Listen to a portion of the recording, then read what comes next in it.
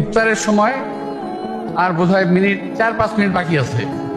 এমন সময় আমি খেয়াল করলাম যে উনি অসুস্থ বোধ করতেছে। আমি কিন্তু ওনার জেলখানার ভিতরে ওনার ব্লাড সুগার টেস্ট করতাম, ওনার বিভিন্ন পরীক্ষা নিরীক্ষাগুলো আমি করতাম।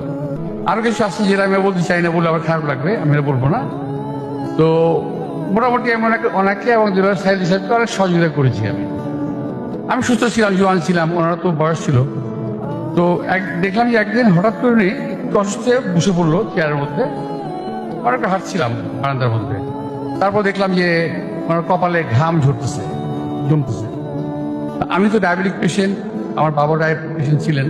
আমি ডায়াবেটিক পেশেন্ট দেখলে বুঝে ফেলি যে ওনার তো সমস্যা হচ্ছে। উনি বললেন, ভাই আমার একটু মাথা ঘুরতেছে। আমি তাড়াতাড়ি মেশিন আনলাম, সুগার মেপে দেখি যে দেখেন যারা ডাক্তার আছেন তারা বিশ্বাস করবেন না, এটা হলো বাস্তব। ওনার সুগার লেভেল তখন 2.5। সবচাইতে সর্বোচ্চ ঝুঁকি। ইফতারের সময় আছে মাত্র 3 মিনিট কিংবা আরো কম। আমি বলছি ভাই আপনি এই ঝুঁকিটা নিয়েন না, আপনি এখনই চিনি খেয়ে আপনি কি করেন, আপনার রোজাটা ভাঙেন, আপনি এই অবস্থা কিন্তু আপনি ফিট হয়ে যাবেন, আপনার বাঁচানো যাবে না।